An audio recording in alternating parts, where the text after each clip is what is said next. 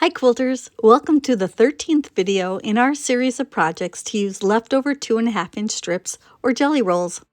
This project uses squares in the center. Any size square will work if it's less than 6.5 inches square, and a strip set to make the outer part of the block. Starting the block with a partial seam is what makes this block work.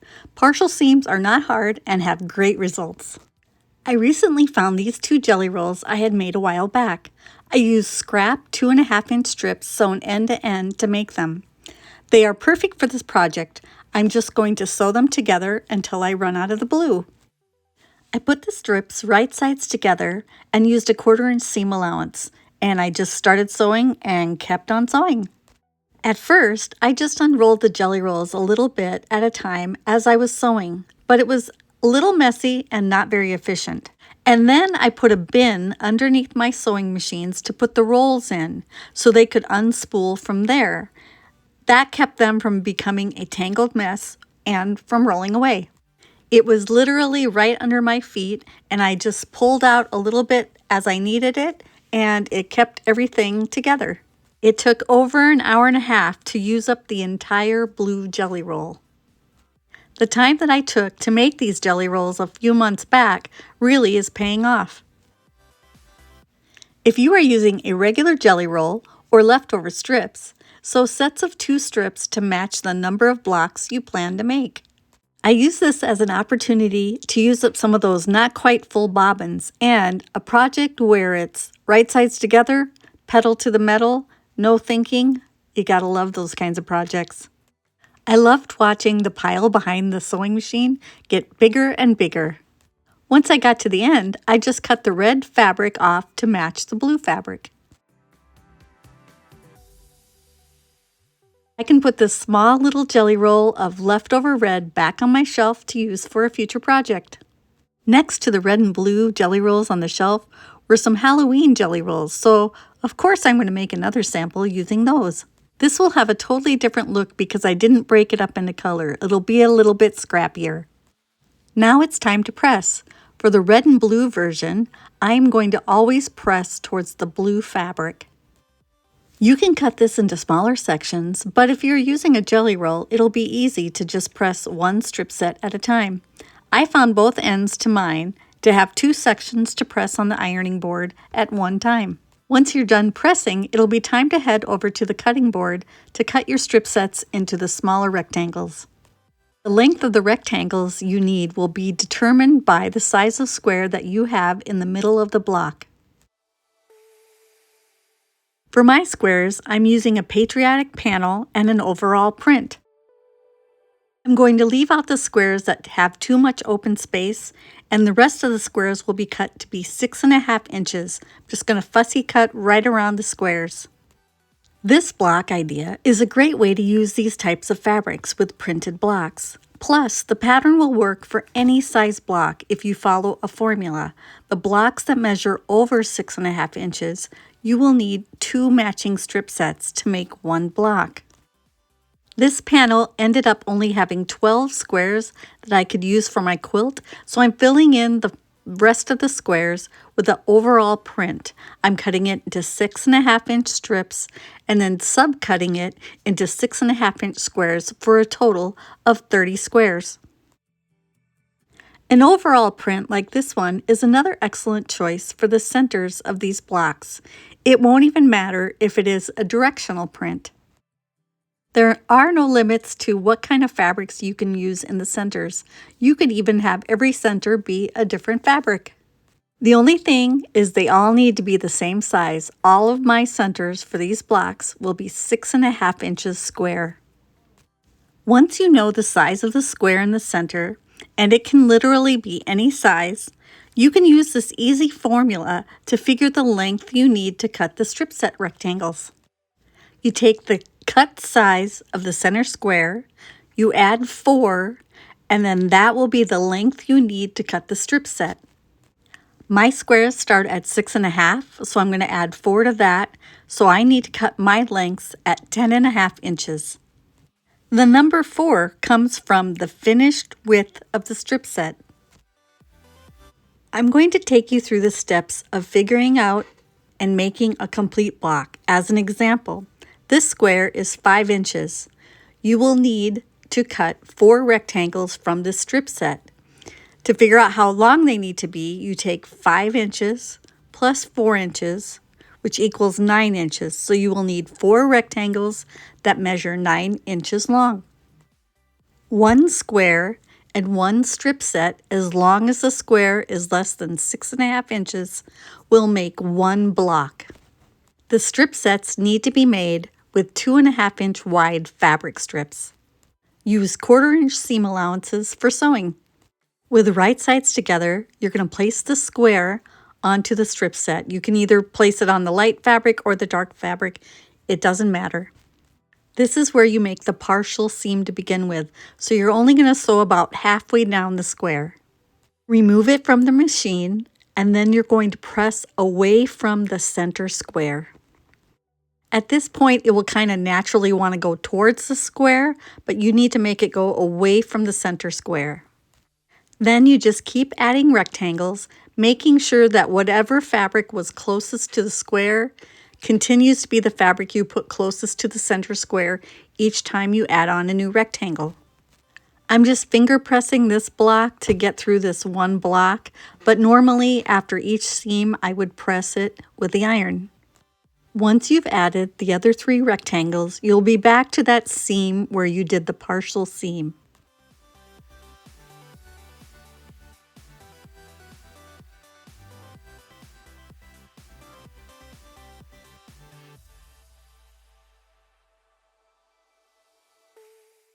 Now all you have to do is start on the edge of the quilt block and sew in to where you left off that seam at the center square. I found it easiest to start on the edge and go towards the center, but you could also start where the seam left off and sew towards the edge. Now all you have to do is press the block with the iron to get a nice flat block. There's also a formula to know what the unfinished size of the block should be. You take the cut size of the strip set length plus 4 inches, and that will give you the unfinished size of the block. In my case, it's 9 plus 4 equals 13. The unfinished size is the size before it's sewn into the quilt top. If you want the finished size, you just take another 1/2 inch off that. So my finished size of the block would be 12.5 inches by 12.5 inches. You can have the darker fabric on the inside or the outside, depending on what you like. And another variation would be to have a pieced center instead of a solid square. Here are some samples of blocks I made with squares in the center and 2 fabrics per block. I made these out of scrap fabric I had. I just wanted to try out the block and make sure I had my measurements right. You can also have these point a different direction. So the one on the left is pointing towards the right, and the one on the right is pointing towards the left. The left block had the strip set starting on top when you're sewing the partial seam. The right block had the square starting on top when you're sewing the partial seam. Now back to my red, white, and blue version. For this version, my center squares are 6.5 inches by 6.5 inches. So what I'm going to do is take 6.5 inches plus 4, so the length I need to cut my rectangles is 10.5 inches. I cut the long piece down into several units so I can cut 4 pieces at once.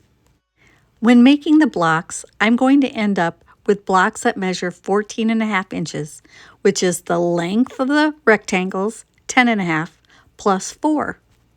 14.5 inches will be the unfinished size of my quilt blocks. Once the quilt is made and all the blocks are sewn together, the finished size of my block will be 14 inches.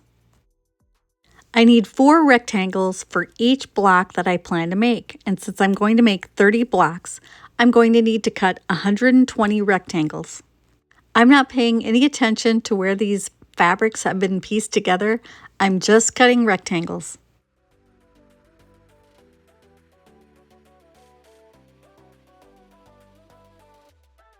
I didn't use all of the red and blue fabrics that I had sewn together. I have enough left over for something else in the future. For my Halloween version, I had used a variety of fabrics and I didn't have like orange and black on two separate sides. It was just a variety of all the different kinds of Halloween fabrics. I layered these a little differently during the cutting process, and I found this to be easier to cut. The centers of my Halloween quilt will be 6-inch cut, so I'm going to add 6 plus 4 to get 10-inch lengths that I need to cut. When you're sewing your blocks together, you want to make all of them the same. I always started with my center square on the bottom and my strip set on the top. And for some continuity, I always made sure that my red fabric was the one being sewn to the center square. I highly recommend sewing all of the center squares to your strip set pieces at the same time. You'll be less likely to sew one wrong if you do them all the same at the same time.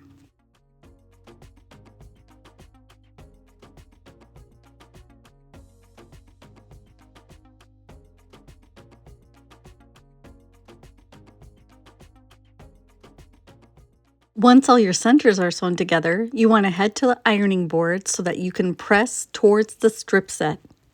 At this point, you only want to press where the stitching is.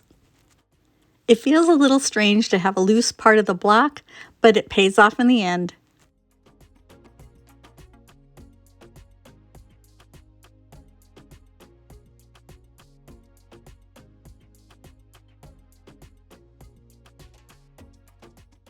Once they're all pressed, it's time to head back to the sewing machine. We will do the same setup, sewing, pressing, 3 times before we get to that final seam. For my strip set, I always have to make sure I'm adding the red fabric onto the center square. I just keep sewing, sending them through the machine until all 30 blocks are done.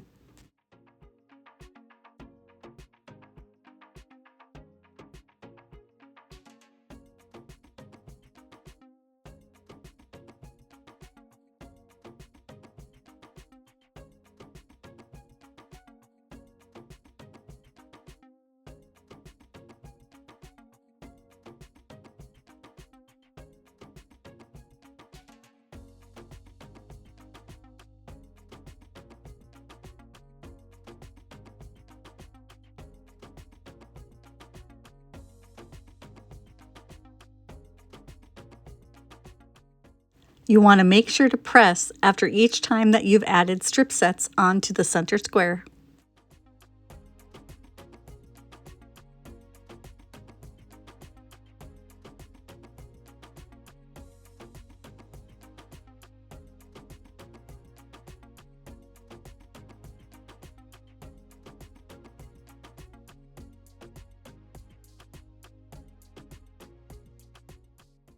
Because my version is extra scrappy, I didn't really pay attention much when I was adding on fabrics. So if I ended up with 2 fabrics that were the same, that's just the way they ended up.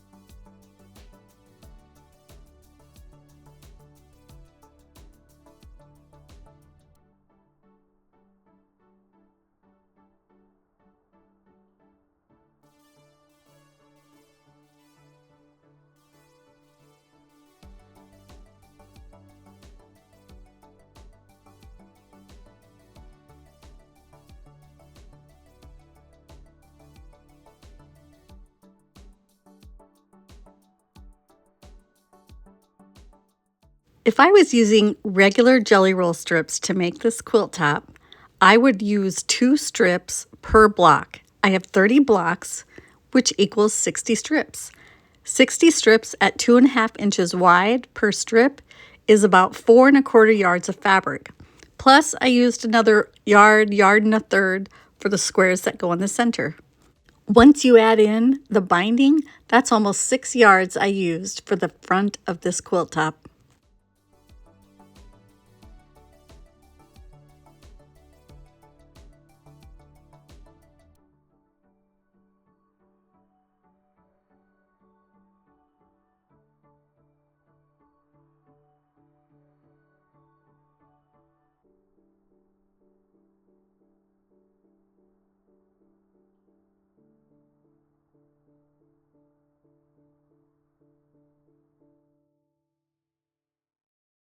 As I pressed the last strip set on the block, I would fold it so that when I took it back to the machine, it would be ready to sew on that last seam.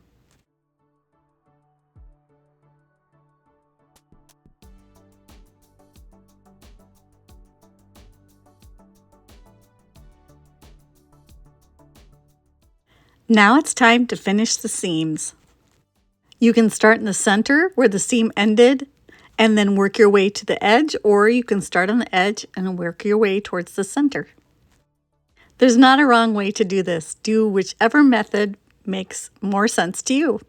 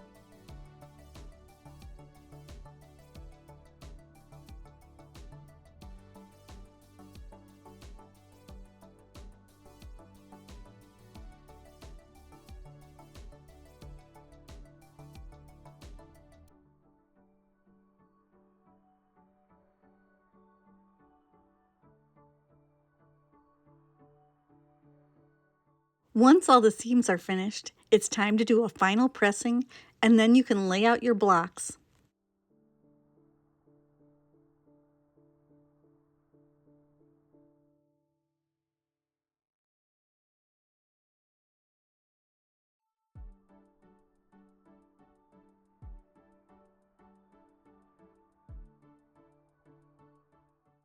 It took a few attempts to get an arrangement that I liked where I could spread out the blocks that were cut from the panel and the blocks that were cut from the overall print.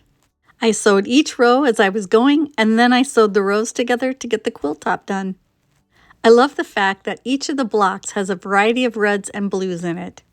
And here's my finished patriotic quilt. I think it turned out great. I love the blocks that are in the center, that I use partly a panel and partly the overall print. I think it's really pretty. The finished block size was 14 inches, so it's set 5 by 6, so there's 30 blocks total, and it finished at 70 inches by 84 inches. I quilted it on my long arm quilting machine in a blue thread, and I just did a simple stipple design. For the binding, I picked a navy blue fabric, and it matches the outer part of the blocks, so that would tie in nicely. For the backing, I picked a cheater print and pieced it together so you can hardly tell where the seam is. And I've been wanting to use this print for a while. It's kind of a New York beauty kind of style of block.